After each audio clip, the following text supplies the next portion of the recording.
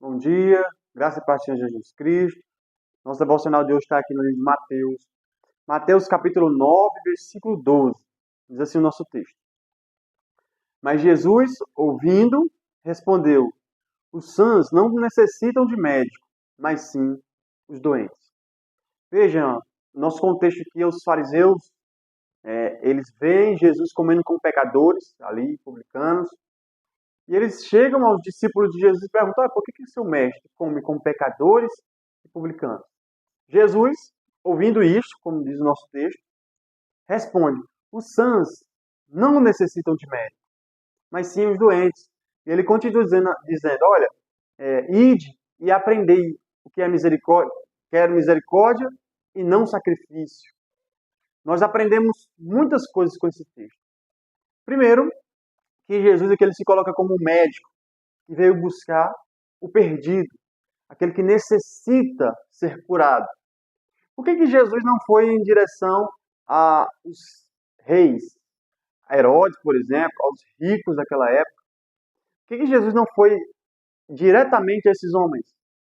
Jesus demonstra nesse versículo aqui que ele veio para todos, nós cremos que ele veio para todos, mas ele veio especificamente para o perdido, para aquele que está necessitando, para o doente, o aflito, para aqueles que estão aqui, primeiro, porque eles reconhecem o seu estado de doentes, que eles precisam de um médico.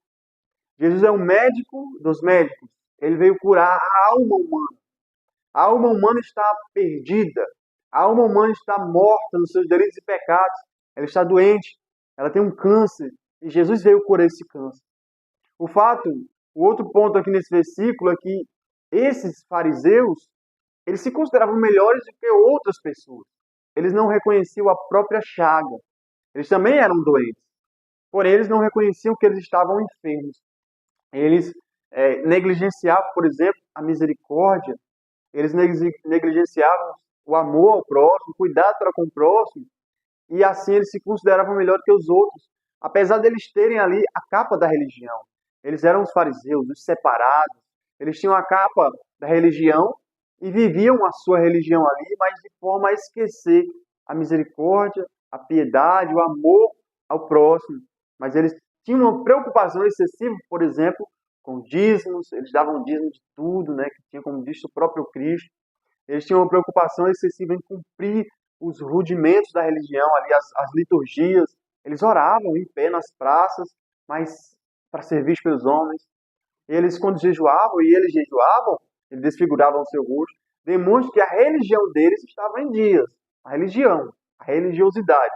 Porém, o íntimo, o que realmente é a religião, é o amor ao próximo, a verdadeira religião, é lembrar-se dos órfãos e das viúvas, como diz Jesus Cristo, é o cuidado com o próximo.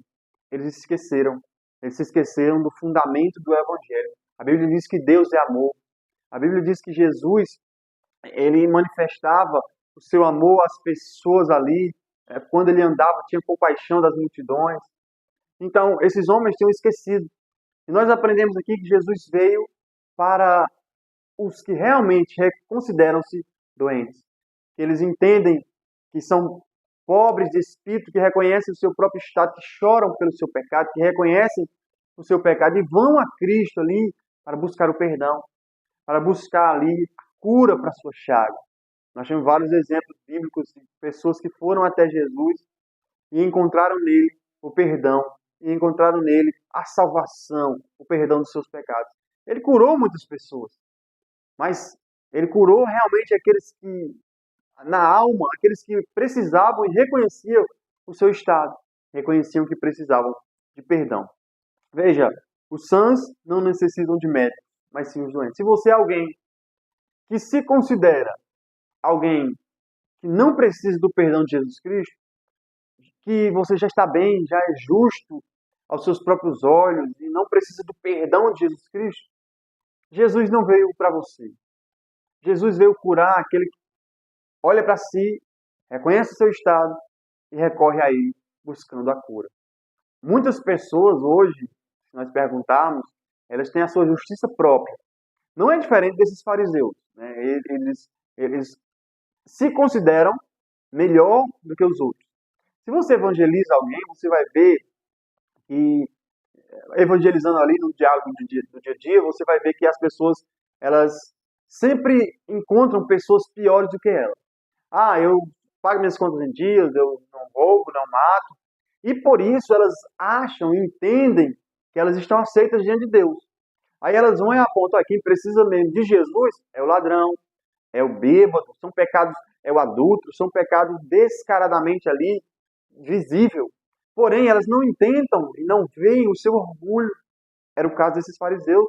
Elas não veem o seu amor a si próprio excessivamente, esquecendo o outro. A sua soberba em se considerar melhor do que outras pessoas. Pecados na alma dessas pessoas, elas não enxergam. Elas não enxergam que elas precisam, que elas têm um pecado tão grande como um adultério, tão grande como um assassinato. Elas entendem que a cobiça não tem problemas em cobiçar. Jesus vem trazendo a ênfase, mostrando que realmente o pecado não é simplesmente quando você mata alguém, mas sim quando você se ira sem motivo contra o seu próximo. E aí nós identificamos que realmente nós somos seres pecaminosos, maus e perversos. Mas há uma diferença. Alguns que reconhecem isso, reconhecem que são pecadores e precisam do seu perdão, e outros que não. Esses outros, eles não reconhecem o seu estado. Eles não reconhecem que eles precisam do perdão, eles precisam de arrependimento. Do contrário, eles se fecham com o seu orgulho, com a sua soberba, com a sua justiça própria. E esses não vão ser salvos. Por quê? Porque para ser salvo, precisa ser pecadores, reconhecer o seu pecado.